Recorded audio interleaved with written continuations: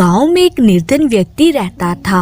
बचपन में उसे पढ़ने लिखने का अवसर नहीं मिला। उसके दूसरे साथी पढ़ लिख गए।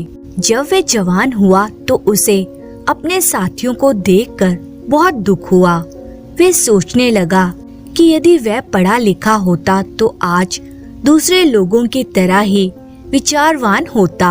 एक दिन वे व्यक्ति गांव के शिक्षक के पास गया। शिक्षक को दंडवत प्रणाम करके बोला, गुरुजी, मैं बचपन में पढ़ लिख नहीं सका, अतः मूर्ख रह गया। अब आप ही मुझे ज्ञान दीजिए। गुरुजी बोले, ज्ञान हमेशा सुपात्र को ही दिया जाता है। मैं तुम्हारी परीक्षा लूंगा। तुम 1 साल तक मेरे घर में रहो और खेती का काम करो। निर्धन व्यक्ति ने गुरुजी की बात मान ली। वे साल भर तक गुरुजी की सेवा में लगा रहा। गुरुजी उससे बहुत प्रसन्न हुए।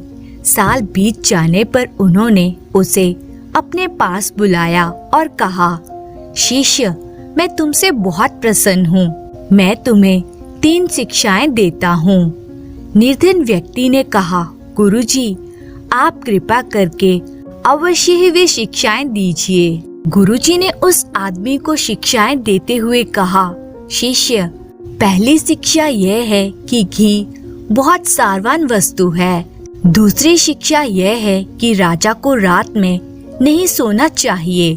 और तीसरी शिक्षा यह है कि स्त्री जब निरंकुश हो जाए तो उसे दंड देना चाहिए। गुरुजी ये तीनों शिक्षाएं देकर मौन हो गए। निर्धन व्यक्ति उन शिक्षाओं को याद करके गुरुजी के चरण छूकर अपने घर लौट आया। उसने विचार किया कि वह दूसरे लोगों को ये शिक्षाएं देगा और धन कमाएगा। ऐसा सोचकर वह देशाटन को निकल पड़ा। वह जहाँ भी जाता लोगों को अपनी शिक्षाएं खरीदने को कहता, किंतु किसी ने भी उसकी शिक्षाएं नहीं खरीदी। लोग उसकी बातें सुनते और उसके हंसी उड़ाते हुए चले जाते। अपने इस हाल पर निर्धन व्यक्ति बहुत दुखी हुआ। वह सोचने लगा कि इस प्रकार तो वह भूखों ही मर जाएगा, अतः उसे राजा के पास जाना चाहिए। वह राज दरबार में चला गया। उसने राजा से कहा कि उसके पास बहुत कीमती 3 शिक्षाएं हैं। राजा ने उससे शिक्षाएं बताने के लिए कहा। निर्धन व्यक्ति ने अपनी तीनों शिक्षाएं राजा को बता दी। राजा बोला, मैं तुम्हारी इन शिक्षाओं की परीक्षा करके देखूंगा। यदि ये सच हुई तो तुम्हें बहुत इनाम दूंगा। तब तक तुम दरबार में ही रहो। राजा निर्धन व्यक्ति की शिक्षाओं की परीक्षा करने लगा। पहली शिक्षा तो कुछ दिनों में ही सच हो गई। राजा शुद्ध घी खाकर और व्यायाम करके जल्दी ही स्वस्थ हो गया। अब दूसरी शिक्षा की बारी थी। राजा ने रात में सोना बंद कर दिया। वह वेश बदलकर राजधानी की गलियों में घूमने लगा। एक रात उसे एक स्त्री के रोने की आवाज सुनाई दी। वे उस स्त्री के पास गया और पूछा, तुम कौन हो और किस दुख के कारण रो रही हो? स्त्री ने उत्तर दिया, मैं इस नगर की देवी हूँ। कल आधी रात के समय इस राज्य का राजा मर जाएगा। मेरे दुख का कारण यही है। राजा ने नगर देवी के समक्ष हाथ जोड़ते हुए कहा, देवी, मैं ही इस राज्य का राजा हूँ। आप मुझे बताइए कि मेरे प्राण किस प्रकार बच सकते हैं। देवी बोली, राजन, एक नाग के रूप में काल तुम्हें डसने आएगा। तुम अपने महल के दक्षिणी द्वार पर 2 तालाब खुदवा लो। उनमें से एक तालाब में दूध भरवा दो और दूसरे में गन्ने का रस। उसके बाद रात होते ही उन तालाबों के पास बैठकर भगवान का भजन करने लगो। इतना कहकर देवी अंतर्ध्यान हो गई। राजा महल में लौट आया। उसने सुबह होते ही तालाब खुदवा लिए और उनमें दूध तथा गन्ने का रस भरवा दिया। शाम होते ही वह तालाबों के किनारे बैठकर भजन करने लगा। आधी रात के समय काल देवता नाग का रूप लेकर राजा को डसने आया। उसे पहले दूध का तालाब दिखाई दिया। उसने प्रसन्न होकर दूध पिया। उसके बाद उसे गन्ने के रस वाला तालाब दिखाई दिया। उसने मन भरकर गन्ने का रस भी पिया। इसके बाद काल देवता वहीं सो गया। जब उसकी आंखें खुली तो सुबह होने वाली थी। वे राजा पर बहुत प्रसन्न हो गया। उसने राजा से कहा, मैं रात को तुम्हें डसने आया था, किंतु अब तुम्हारी मृत्यु नहीं होगी। मैं तुम पर बहुत प्रसन्न हूँ। तुम मुझसे मन चाहा वर मांगो। राजा ने काल देवता को प्रणाम करके कहा, हे देव, मुझे आप पशु पक्षियों और कीट पतंगों की बोली समझने का वरदान दीजिए। काल देवता ने कहा, ऐसा ही होगा, किंतु एक शर्त है। यदि तुम किसी से इस रहस्य को कहोगे तो तुम्हारी मृत्यु हो जाएगी। इसके बाद काल देवता चला गया। राजा ने निर्धन व्यक्ति की दूसरी शिक्षा की भी परीक्षा कर ली थी। अब तीसरी शिक्षा की बारी थी। एक दिन राजा और रानी खाना खा रहे थे। अचानक राजा की थाली से चावल का एक दाना नीचे गिर गया। कुछ देर बाद एक चींटी और एक मक्खी आ गए तथा दाना लेने के लिए झगड़ने लगे। चींटी बोली, ए मक्खी, तुम तो पंख वाली हो, उड़कर किसी दूसरी जगह भी जा सकती हो। ये दाना मुझे खाने दो। मक्खी ने कहा, मैं नहीं जाऊंगी। ये दाना मेरे हिस्से में आया है, मैं इसे अवश्य लूंगी। तुम कहीं और चली जाओ। चींटी और मक्खी के वार्तालाप को सुनकर राजा को बहुत जोर की हंसी आ गई। उसने चावल के उस दाने के पास ही एक दूसरा दाना गिरा दिया। चींटी और मक्खी एक एक दाना लेकर चली गई। राजा हंसते हुए भोजन करने लगा। रानी ने राजा से कहा, हे राजा, आप चींटी और मक्खी को देखकर इतनी जोर से क्यों हंसे? फिर अपनी थाली से चावल का दूसरा दाना क्यों गिराया? क्या आप उनकी बोली समझते हैं? मुझे यह रहस्य बताइए। यदि राजा रानी को रहस्य बताता तो उसकी मृत्यु हो जाती। अतः वे कुछ नहीं बोला। राजा को चुप देखकर रानी नाराज हो गई। उसने राजा से रहस्य बताने के लिए फिर कहा। तब राजा बोला, रानी, सारी बातें बताने योग्य नहीं होती। मैं तुम्हें ये रहस्य नहीं बता सकता। रानी इस उत्तर से संतुष्ट नहीं हुई। उसका क्रोध और भी बढ़ गया। वे बिना कुछ कहे नदी में डूबने के लिए चल पड़ी। राजा अपनी रानी को बहुत प्रेम करता था। वह भी उसके पीछे पीछे चल पड़ा। जब दोनों नदी के किनारे पहुँचे तो दूसरे किनारे पर एक लोमड़ अपनी पत्नी लोमड़ी को मार रहा था और कहता जा रहा था, क्या तुम समझती हो कि तुम जो भी कहोगी मैं वही करूँगा?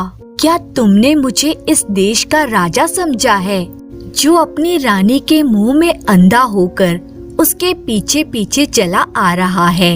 यदि उसका यही हाल रहा तो एक दिन वे अवश्य ही मर जाएगा। यह सुनकर राजा की आंखें खुल गई।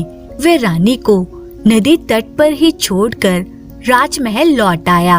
जब रानी ने देखा कि राजा भी उस पर गुस्सा हो गया है और वह उसे नहीं मनाएगा, तो वह भी लौट आई।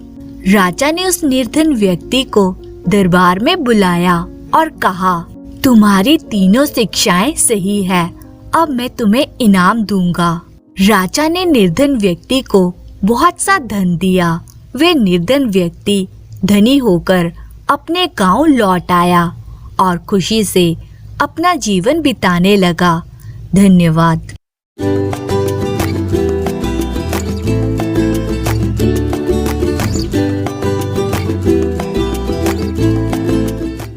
ये बहुत पुरानी बात है। एक राजा था जिसके 4 बेटे थे। उसने उनको बोल रखा था कि वे दिन रात उसके राज्य में पहरा दें और देखें कि उसके राज्य में किसी को कोई दुख तो नहीं है, किसी को किसी चीज की जरूरत तो नहीं है।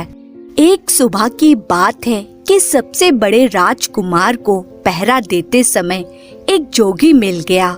वह जोगी एक तालाब के किनारे बैठा हुआ था और उसके पास 4 घोड़े घास चर रहे थे। राजकुमार ने देखा कि वे घोड़े, जितने भी घोड़े उसके पिता के पास थे, उनसे कुछ अलग ही नस्ल के थे और उनसे अच्छे भी थे। तो वे जोगी के पास गया और उससे बोला, ओ जोगी, तुम कौन हो और तुम यहाँ कब आए? तुम्हें यहाँ क्या चाहिए?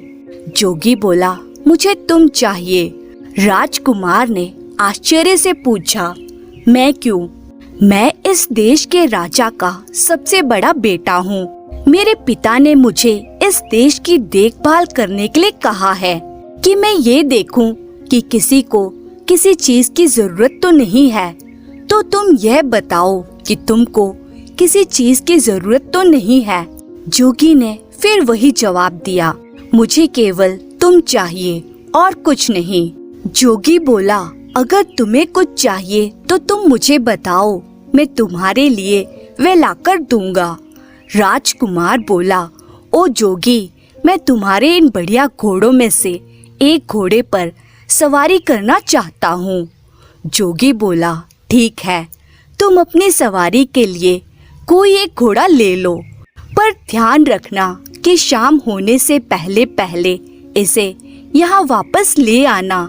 जब तुम यहाँ आओगे तो मैं उम्मीद करता हूँ कि मैं तुम्हारी दिन भर की सवारी के बारे में तुम्हारे कुछ अनुभव जरूर सुनना चाहूँगा।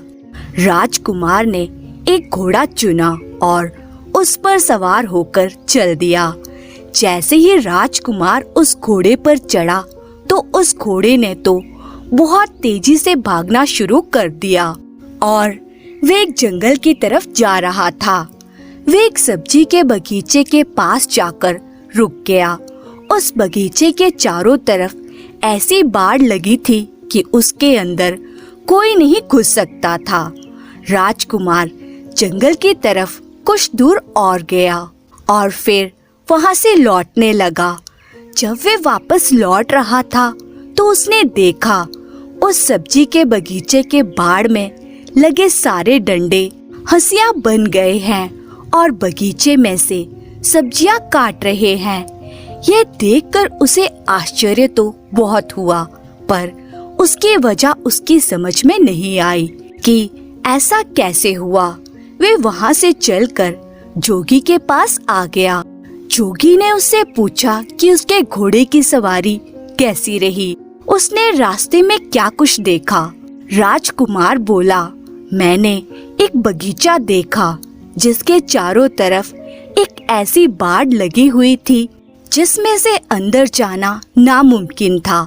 मैं उससे थोड़ा और आगे चला गया। फिर जब मैं वापस लौट कर आया तो देखा उसी बाड़ के डंडे हंसिया बने उस बगीचे में से सब्जियां काट रहे हैं। जोगी ने पूछा, जानते हो इसका क्या मतलब है?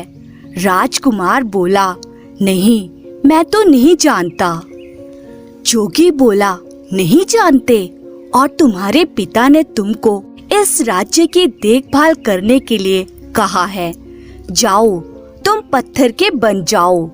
जोगी के ये कहते ही राजकुमार पत्थर का बन गया।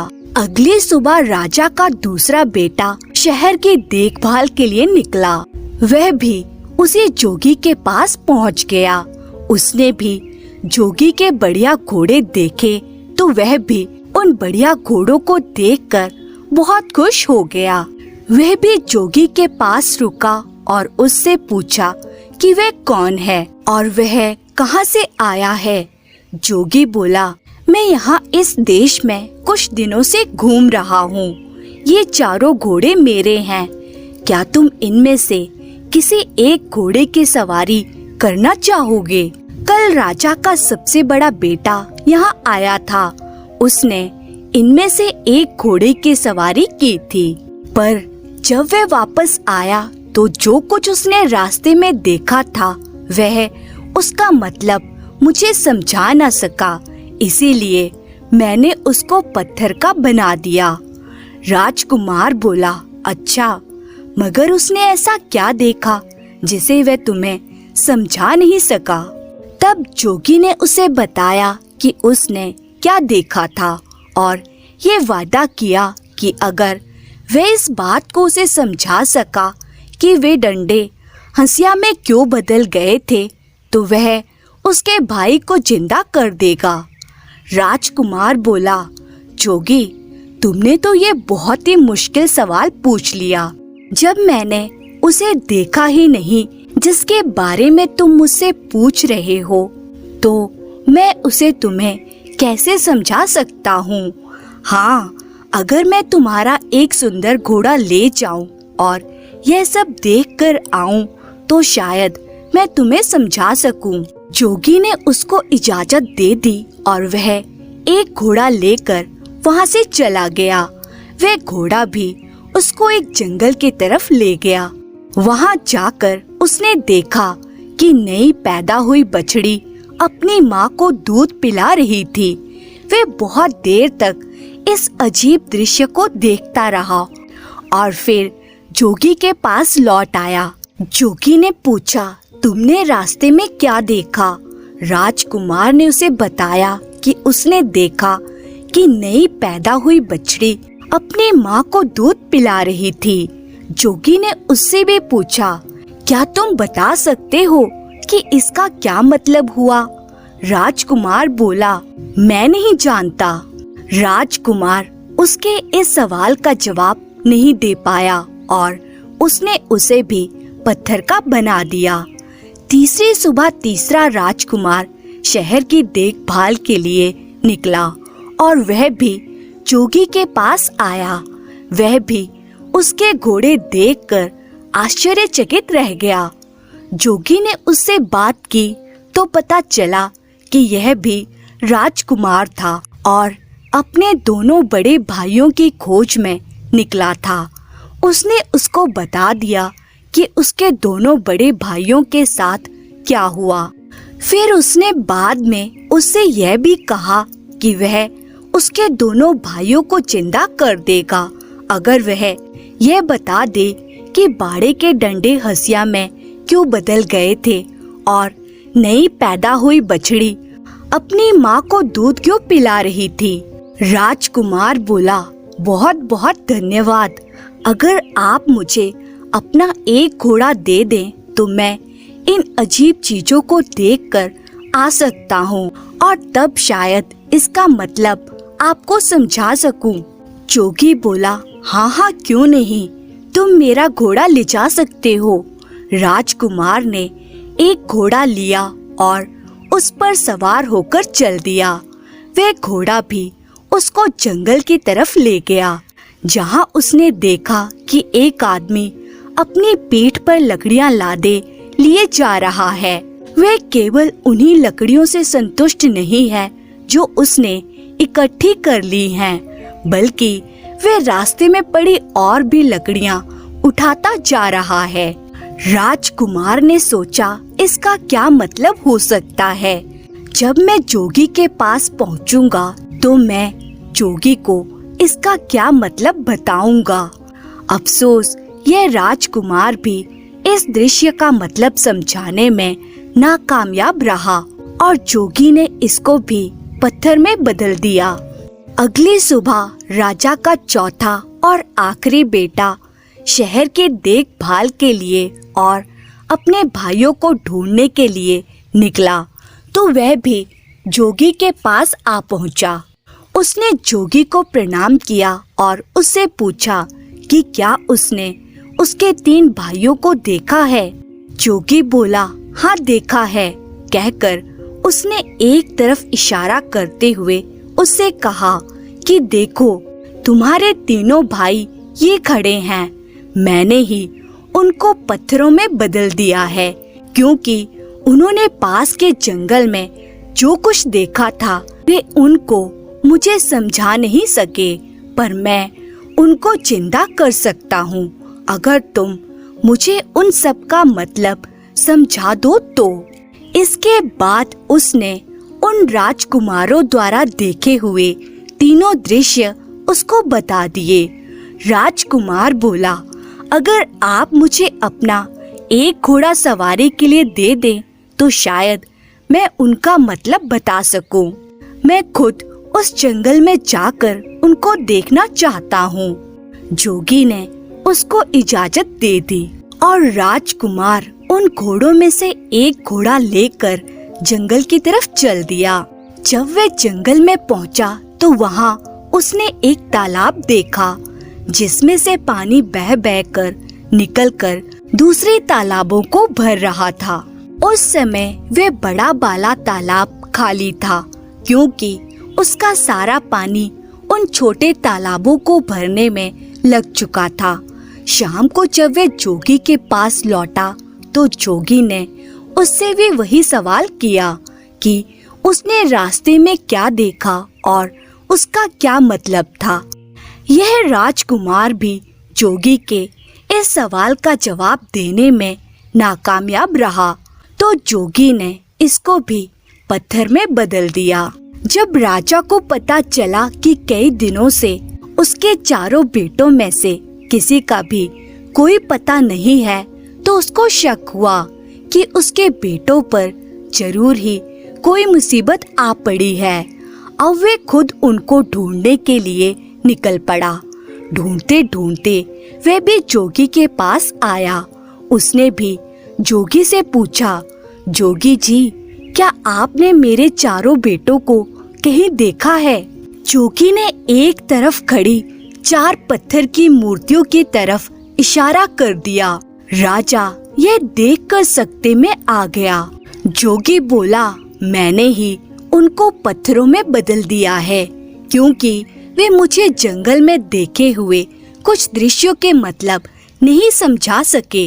फिर भी मैं उनको जिंदा कर सकता हूँ अगर आप उनका मतलब मुझे समझा दो तो। राजा बोला, अगर आप मुझे यह बता सके कि उन्होंने क्या देखा है जिसको वे आपको नहीं समझा सके तो शायद मैं उसका मतलब आपको समझाने की कोशिश कर सकूं। तब जोगी बोला, राजन, तुम्हारे सबसे बड़े बेटे ने जंगल में एक सब्जी का बगीचा देखा जिसके चारों तरफ ऐसी बाड़ लगी थी जिसको पार कर उसके अंदर जाना नामुमकिन था। पर जब वह वहाँ से लौटा तो उसने देखा कि उस बाड़ के डंडे हंसिया बनकर उस बगीचे की सब्जी काट रहे हैं। इसका क्या मतलब है?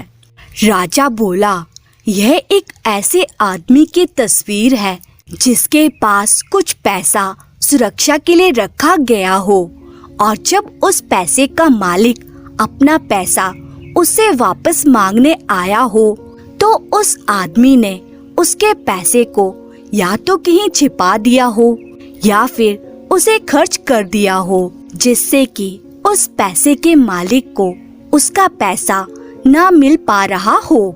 जैसे ही राजा ने अपना वाक्य पूरा किया कि उसका बड़ा बेटा उसके सामने जिंदा और तंदुरुस्त खड़ा हो गया, जोगी ने अपना दूसरा सवाल किया, तुम्हारे दूसरे बेटे ने एक नई पैदा हुई बछड़ी को अपनी माँ को दूध पिलाते हुए देखा, इसका क्या मतलब है? राजा बोला, बड़ी अजीब सी बात है कि उसको यह देखकर किसी ऐसी स्त्री की याद नहीं आई जो अपनी बेटी की कमाई पर जिंदा रहती हो।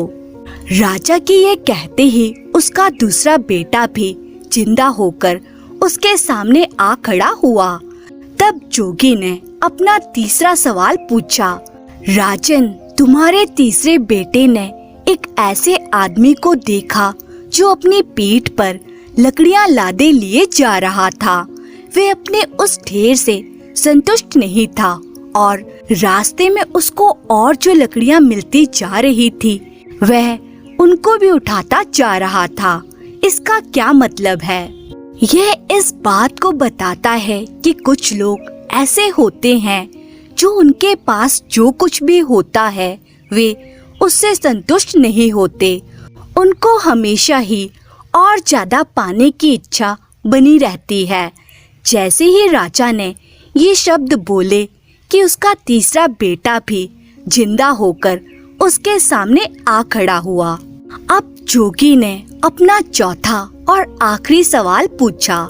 राजन, तुम्हारे सबसे छोटे बेटे ने जंगल में एक तालाब देखा जिसने 6 दूसरे तालाबों को पानी देने के लिए अपने आप को खाली कर दिया।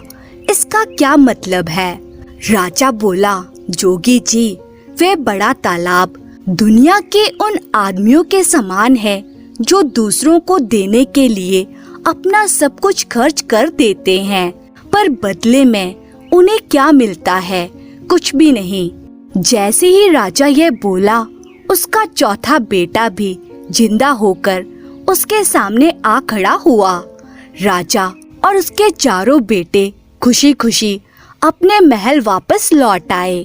कुछ समय बाद ही राजा ने अपनी गद्दी छोड़कर अपना राज्य अपने बेटों को दे दिया और वह खुद जंगल में शांति से रहने चला गया। धन्यवाद।